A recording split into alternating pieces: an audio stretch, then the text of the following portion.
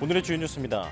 폭염과 열대야가 기승을 부리면서 여름철 전력 수요가 크게 증가한 가운데 다음 주 또 한 차례 전력 고비가 찾아올 수 있다는 전망입니다. 하루 사이 90명 가까운 온열 질환자가 늘어나면서 올해 온열 질환자는 1,900명을 넘어섰습니다. 올림픽이 열리고 있는 프랑스 파리를 포함해 전 세계에서 코로나19 유행이 확산하고 있습니다. 우리나라에서도 신규 환자가 한 달 새 5배 넘게 늘었는데 방역 당국은 겨울이 오기 전 변이에 맞는 신규 백신을 준비하겠다는 계획입니다. 국내 연구진이 상처 부위를 꿰매면 상처의 회복 정도까지 알려주는 똑똑한 봉합사를 개발했습니다. 염증이 심해질수록 상처 부위 pH 수치가 커지는 것에 착안한 건데 효과적인 상처 관리에 활용될 전망입니다.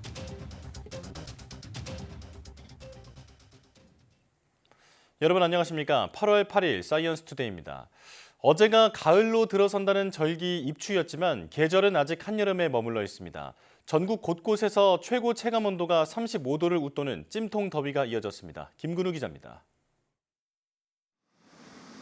내리쬐는 떼약볕에 한껏 달아오른 아스팔트가 말 그대로 이글이글 타오릅니다. 표면 온도를 재봤더니 무려 50도를 웃돌았습니다. 대표적인 시민 휴식철하지만 이런 불볕더위에는 사람들 발길이 뚝 끊겼습니다. 햇볕을 피해 나무 그늘에 앉은 시민들은 부채로 더위를 식혀보려 하지만 쉽지 않습니다. 뜨거운 햇볕을 이렇게 양산으로 가려봐도 습도가 워낙 높은 탓에 푹푹 찌는 무더위를 견디기엔 역부족입니다. 전국에 폭염특보가 내려진 가운데 대구 낮 기온은 사람 체온과 비슷한 36도를 웃돌았습니다.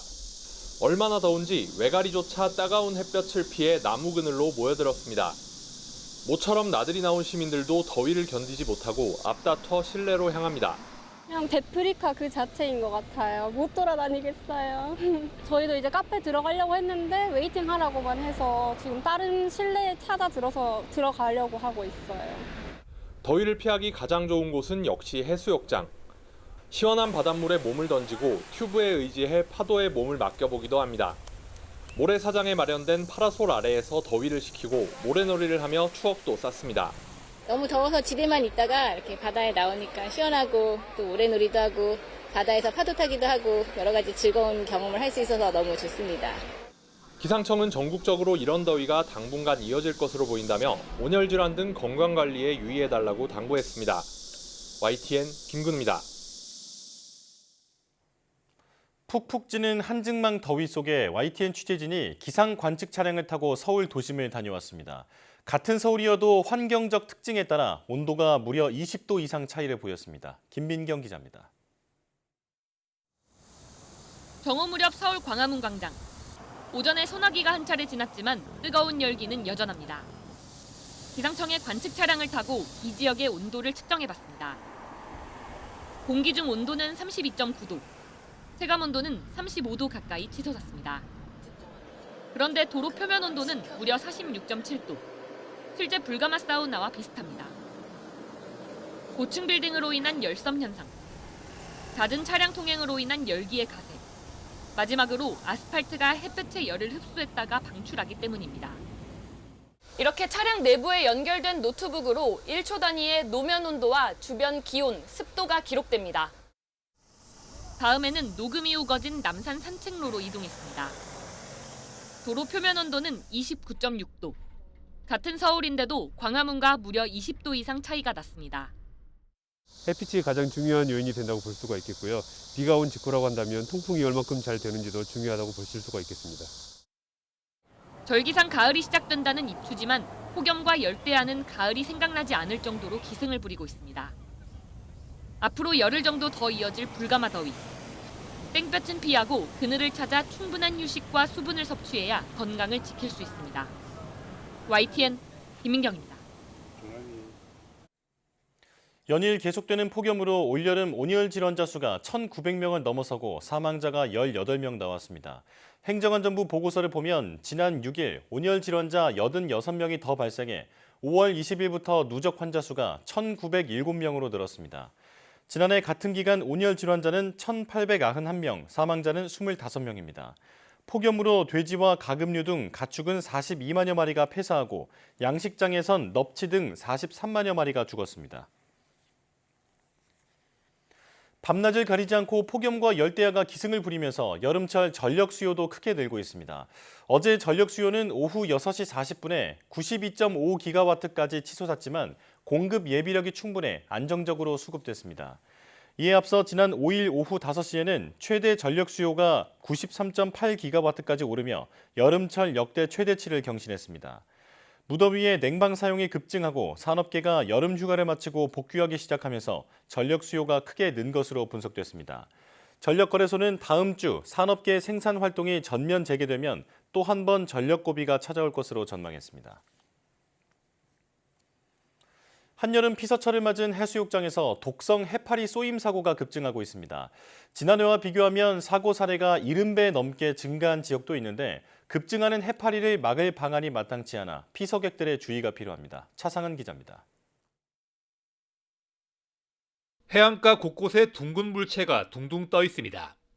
여름철 우리 바다의 골칫거리인 노무라 입깃 해파리입니다. 지난달 중순부터 우리나라 남쪽 연안에 출몰하기 시작해 지금은 강원도 연안까지 점령했습니다. 독성을 지녀 물놀이 안전을 위협하다 보니 여름철마다 수거에 나서는데 올해는 어느 때보다 양이 많습니다. 작년 같은 경우에는 거의 없었는데 예년에 비해서 한 4배에서 5배 정도 될 것 같습니다. 최대로 배 한 척이 500kg 이상 올리는 적도 있었습니다. 해류를 따라 흘러온 해파리가 해수욕장까지 퍼지면서 피서객들의 쏘임 사고도 잇따르고 있습니다. 해운대 해수욕장에서의 해파리 쏘임 사고는 지난해 7월부터 8월 초 사이 5건에 불과했지만 올해는 350건이 넘습니다. 70배나 폭증했는데 근처 해수욕장 상황도 비슷합니다. 지자체가 해파리 차단망을 설치하는 등 대책을 세웠지만 넘어오는 개체 전부를 막아내기에는 역부족입니다. 해운대 구에서는 별도로 해파리 응급 치료소를 설치를 해서 해파리 쏘임 사고가 발생할 경우에 바로 치료가 가능할 수 있게끔 운영을 하고 있습니다. 노무라 입깃 해파리는 중국 해역에서 출발해 해류를 타고 우리 바다로 들어오는데 해파리가 번식하기 좋은 환경이 갖춰진 게 급증 원인으로 꼽힙니다. 중국 연안에 폭우가 많이 내리면서 영양염이 유입돼서 먹이 조건이 좋아지면서 해파리가 발생한 후에 초기 사망률이 좀 감소하고 성장률이 증가하면서 해파리가 많이 발생한 것 같습니다. 해파리 출몰은 수온이 따뜻한 다음 달까지 계속될 전망입니다. 쏘이면 민물 대신에 반드시 바닷물로 씻어내야 하고 통증이 계속되거나 이상 증상이 있으면 해수욕장 안전요원이나 119에 신고해 응급조치를 받아야 합니다. YT의 차상입니다. 지난 10년 동안 지하주차장에서 발생한 자동차 화재의 절반 이상이 과부하나 합선 등 전기 요인에 의한 것으로 나타났습니다. 서울시 소방재난본부의 건물 지하 전기차 화재 안전 진단과 안전대책 연구 보고서를 보면 2013년부터 2022년까지 지하주차장에서 발생한 자동차 화재는 611건으로 이 중 53%가 과부하나 과전류, 합선 등 전기적 요인이었습니다. 기계적 요인 화재는 18%, 부주의로 인한 화재는 7.4%, 원인을 알 수 없는 경우는 15.5%였습니다. 연구진은 반면 지하주차장 스프링클러 대부분이 실제 작동률이 높지 않고 현장 조사한 주차장 5곳 모두 전기차 화재용 질식 소화포가 없고 전기차 충전 구역도 CCTV 감시 사각지대로 화재 대응이 미흡하다고 지적했습니다. 서울시는 이 보고서를 바탕으로 전기차 화재 대책을 검토하고 있는데 다음 달부터 시가 소유한 전기차 급속 충전기의 충전율을 80%로 제한하는 시범 사업을 시작합니다. 인천시가 아파트 지하주차장 전기차 화재와 관련해 모든 아파트 단지에 초기 진화용 장비인 질식 소화포를 보급하기로 했습니다. 불이 난 단지의 수도는 재개됐지만 전력 공급은 복구 작업이 아직 이뤄지고 있어 이재민들이 집으로 돌아가려면 며칠 더 필요해 보입니다. 강태욱 기자입니다. 인천의 한 고가도로 아래 전기차에 불이 나자 소방관들이 질식 소화포로 초기 진압에 나섭니다. 불이 난 차량을 소화포로 덮어 산소 유입을 차단해 불이 커지는 것을 먼저 막고 이후 완전 진화에 나서는 방식입니다. 인천시와 인천시 의회는 화재는 초기 대응이 중요한 만큼 이 같은 질식 소화포를 인천에 있는 모든 아파트 단지에 공급하기로 했습니다. 내년에 24억 원을 들여 1,600여 단지에 하나씩 모두 설치하겠다는 겁니다. 이걸 분할해서 예산을 편성해서 나눠줄 것이 아니라 5개년 그 전체 예산 그 24억을 25년도 예산에 편성 심의 의결을 해서 1,600 단지에 한 개씩 배부할 예정입니다. 이를 위해 인천소방본부는 아파트 단지별 안전 담당자에 대한 교육을 올해 안에 마칠 계획입니다. 불이 난 인천 아파트 단지에는 수돗물 공급이 재개됐습니다. 전기차 화재로 수돗물 공급이 중단된 지 닷새 만입니다. 다만 수도관 손상으로 인해 누수가 일어난 한계동 139가구는 여전히 단수 상태입니다. 전력 공급에 대한 복구 작업은 아직 진행되고 있습니다. 오는 9일쯤 재개될 수 있을 것으로 보입니다. YTN 강태욱입니다. 최근 잇따른 전기차 화재로 전기차 공포증이 확산하고 있는 가운데 정부가 전기차에 들어가는 배터리 제조사를 공개하는 방안을 검토 중입니다. 국토교통부는 전기차 제조사들이 배터리 제조사를 차량 재원 안내에 포함하도록 하는 방안을 검토하고 있다고 밝혔습니다. 현재 전기차 제조업체들은 신차를 출시할 때 배터리 제조사나 제품명 등은 공개하지 않고 있습니다. 국토부는 다만 전기차 제조사와의 논의 절차 등을 거쳐 신중하게 검토하겠다는 방침입니다. 전기차 제조사들은 경쟁력 확보를 위한 영업 기밀 등을 이유로 공급받는 배터리 정보를 공개하지 않고 있는데 국토부가 공개를 강제한다면 법적 문제가 불거질 수 있습니다. 내 정보를 내가 지정한 사업자에게 한 번에 이동시킬 수 있는 마이데이터 사업을 내년 3월부터 정부가 시행하는데요. 여러 서비스를 비교해 자신에게 더 좋은 쪽으로 데이터를 옮길 수 있게 하자는 취지입니다. 하지만 산업을 위해 개인정보 활용에만 집중한다는 비판이 쏟아지고 정작 유통과 인터넷 업체들은 물론 벤처업계까지 공식 반대하면서 본래 취지도 방향도 길을 잃은 모습입니다. 김현아 기자입니다. 개인정보보호위원회는 자본금 1억 원 이상 기업에 마이데이터 사업을 허용해 신사업 활성화를 기대합니다. 데이터를 이용한 미래형 그런 기업들 또 비즈니스 기회 이런 것들이 만들어질 것이라고 생각을 하고요. 하지만 5월 시행령이 공개된 뒤 가장 먼저 반대한 곳이 바로 벤처와 스타트업입니다. 이들은 보통 새 시장을 개척하면서 이용자를 모으고 그 데이터를 분석해 서비스를 고도화하게 되는데 이용자가 많아져 기반을 잡을 즈음 약탈적 데이터 거래 대상으로 전락할 수 있기 때문입니다. 데이터를 이제 무상 공유를 하게 된다면 사실 작은 기업일수록 그 데이터 구축을 위해서는 투자를 하지 않을 거겠죠. 그럼 경쟁력은 계속 상실이 될 거라고 생각을 하고 오히려 그 규제 리스크를 감당할 수 있는 큰 기업들한테 데이터가 모이게 될 거다. 대형 유통업계에선 시커머스의 약탈적 침투가 걷잡을 수 없이 빨라질 거로 우려합니다. 구매 목록과 가격, 판매자 정보만 받아도 핵심 유통 정보를 파악할 수 있기 때문입니다. 실제 사람들이 구매를 하는지 아니면은 그 가격엔 반응을 안 했구나라고 하는 거는 구매자 정보를 봐야지 알잖아요. 우리는 저거 10분의 1 가격으로 빨리 만들어 하게 되면은 심지어 내 데이터를 제3자에게 옮기라는 전송 요구권은 외교적 문제로 번질 소지도 큽니다. 법대로면 국내 소비자가 거래하는 아마존과 코스트코 등 미국 사업자와 알리, 테무, 쉬인 등 중국 사업자에게도 거래 정보를 넘기라고 요구할 수 있어서입니다. 내가 요구하면은 아마존이 RTC한테 전송해야 되는 걸까요? 전송할 수 있을까요? 중국 같은 경우는 엄격하게 국경 간의 데이터 이전 제한하고 있거든요. 법으로 엄격하게 제한하고 있습니다. 과연 RTC가 할 수 있을까요? 개인정보보호위원회는 해외 사업자라도 규제할 수 있고 특히 해외 현장 실사를 통해 데이터가 제대로 관리되는지 확인하겠다고 했는데 중국과 미국 기업 서버를 보겠다는 건지 언제 몇 개국에 어떤 수준의 심사를 할지 논의도 시작하지 못했습니다. 그런데도 공개 대상은 OTT와 숙박 등 모든 사업 분야에 빠르게 확대될 예정입니다. 유통이라는 것은 데이터뿐만 아니라 금융까지 다 연결된 복합적인 그런 부분입니다. 우리가 플랫폼도 앞으로 굉장히 기간 산업이기 때문에 이 전략적인 산업을 왜 우리만 피해보고 저쪽은 이익 보고 이런 구조를 왜 우리가 끌고 가냐 이거죠.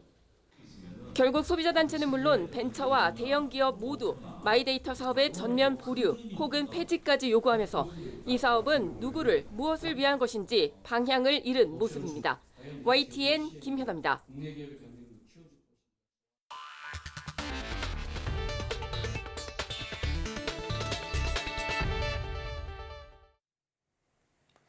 국내 연구진이 상처를 꿰맬 뿐 아니라 상처 부위의 염증 정도까지 측정할 수 있는 똑똑한 봉합사를 개발했습니다. 상처 부위의 염증이 심할수록 pH 레벨이 커지는데 이 점에 착안했습니다. 이성규 기자입니다. 실험용 생쥐 등이 난 상처를 의료용 실로 꿰맵니다. 단순한 의료용 실처럼 보이지만 사실은 상처 부위의 염증 정도까지 측정할 수 있습니다. 보통 상처의 염증이 심해지면 미생물의 활동으로 알칼리성 부산물이 생성됩니다. 이로 인해 상처 부위의 pH 수치가 커집니다. 연구진은 이 점에 착안해 실 같은 형태의 pH 센서를 개발하고 이를 의료용실에 감싸는 방식으로 전자봉합사를 개발했습니다. 연구진이 개발한 전자봉합사입니다. 이 pH 센서 안에는 폴리아닐린이라는 물질이 포함되어 있는데 폴리아닐린은 주변의 pH가 변하면 정기적 특성이 바뀝니다. pH 수치가 커지면 상처가 악화했다는 의미이고 반대로 작아지면 아물었다는 뜻입니다. 개발한 전자봉합사는 상처를 꿰매는 역할에 그쳤던 기존 봉합사에서 한 발 나아가 염증 상태까지 알려줘 의료 현장에서 더 효과적으로 상처를 관리할 수 있을 것으로 기대됩니다. 기존 의료봉합사가 적용되는 부분 주로 상처죠. 상처에는 다양한 생체 신호가 있고 우리가 측정해야 되는 중요한 어떤 바이오 마커들이 존재하는데 그런 것들을 의료봉합사가 의료봉합사의 역할을 하면서도 센서의 역할도 한다라고 보시면 될 것 같습니다. 연구진은 후속 연구를 통해 꿰맨 후 일정 기간이 지나면 몸속에서 자연스럽게 녹아 없어지는 생분해성 전자봉합사로 업그레이드할 계획입니다. YTN 사이언스 이성규입니다. 올림픽이 열리고 있는 프랑스 파리를 포함해 전 세계에서 코로나19가 다시 확산하는 양상을 보이고 있습니다. 우리나라도 신규 환자가 다시 빠르게 늘고 있는데 정부는 호흡기 감염병이 유행하는 겨울철이 오기 전에 신규 백신을 준비한다는 방침입니다. 김주영 기자입니다. 올림픽 열기로 뜨거운 프랑스 파리가 코로나19 확산으로 비상이 걸렸습니다. 코로나19 검사 건수 대비 양성 반응 비율을 뜻하는 양성률은 20%대로 높아졌습니다. 올림픽에 참가한 선수들 가운데에서도 최소 40명이 코로나19에 걸린 것으로 파악됐습니다. 경기장 안에서 관중들이 다시 마스크를 착용하고 있을 정도입니다.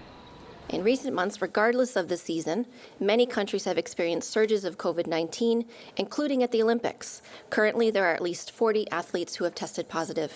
세계보건기구 WHO는 프랑스 당국과 함께 올림픽 기간 코로나19 확산 방지 조치에 나섰습니다. 우리나라도 코로나 환자 증가세가 가파르기는 마찬가지입니다. 신규 환자는 7월 첫째 주에 91명이었지만 7월 넷째 주에 465명으로 늘어 4주 동안 5배 넘게 증가했습니다. 기존에서 변형된 신규 변이 바이러스가 나타난 것도 유행 확산의 원인으로 꼽힙니다. 고온다습한 환경에서는 바이러스 전파력이 떨어지지만 오히려 냉방기를 많이 쓰다 보니 빠른 전파가 가능해지고 있다는 분석입니다. 전문가들은 겨울철이 되면 코로나19 등 호흡기 질환이 다시 유행할 수 있다며 그 전에 노인 등 고위험군은 추가 백신을 맞는 것이 좋다고 권하고 있습니다. 질병청도 현재 유행하는 코로나19 변이 바이러스에 맞춰 신규 백신을 준비하고 요양원 등 감염 취약시설을 집중 관리할 방침입니다. YTN 김주영입니다. 최근 엠폭스가 아프리카를 중심으로 확산하자 세계보건기구 WHO가 전문가를 소집해 보건 비상사태를 다시 선언할지 검토하기로 했습니다. 테워드로스 아드하놈 거브레예수스 WHO 사무총장은 현지 시간 7일 유엔 제네바 사무소에서 열린 브리핑에서 국제보건규약 긴급위원회를 가급적 빨리 소집해 엠폭스에 대한 조언을 얻겠다고 밝혔습니다. 국제보건규약 긴급위원회는 특정 질병에 대해 국제적 공중보건 비상사태 선언을 해야 하는지를 판단하고 사무총장에게 의견을 제시하는 전문가 그룹입니다. 엠폭스 보건 비상사태는 지난 2022년 10월 선언됐다가 10개월 만인 지난해 5월 해제됐습니다. 엠폭스에 걸리면 수포성 발진 증상을 보이는 경우가 많고 급성 발열이나 두통, 근육통 등을 동반하기도 합니다. 미국 플로리다주에 상륙한 열대성 폭풍 데비가 많은 비를 뿌린 가운데 도로 침수로 고립된 운전자가 구조됐습니다. 플로리다 중서부 매너티 카운티에서 이동 중이던 운전자는 도로에 허벅지 높이까지 물이 차면서 고립됐다가 출동한 구조대의 도움으로 무사히 현장을 벗어났습니다. 현지 시간 5일 플로리다 서부 해안에 상륙한 데비는 최대 410mm의 비를 뿌리며 플로리다와 조지아 중에서 6명의 인명피해를 냈습니다. 오늘 새벽 일본 남쪽 해상에서 5호 태풍 마리아가 발생했지만 우리나라에는 별다른 영향이 없을 것으로 보입니다. 기상청은 5호 태풍 마리아가 오늘 새벽 3시쯤 일본 도쿄 남남동쪽 약 1140km 부근 해상에서 발생해 북상하고 있다고 밝혔습니다. 태풍은 앞으로 계속 북상해 이번 주말쯤 중간 강도로 발달한 채 일본 도쿄 동쪽 해상을 지날 것으로 보입니다. 이후 다음 주 중반쯤에는 일본 삿포로 동북동쪽 해상에서 온대 저기압으로 약화할 전망입니다. 따라서 우리나라는 태풍 비바람으로 인한 직간접적인 영향은 없을 전망입니다. 다만 지난 최악의 폭염이 찾아온 2018년 8월 1일 북태평양 고기압과 티베트 고기압, 열적 고기압이 겹친 가운데 태풍 종다리가 이상 경로를 보이며 뜨거운 열기를 몰고 온 사례가 있어 이번에도 지속적인 예의주시가 필요합니다.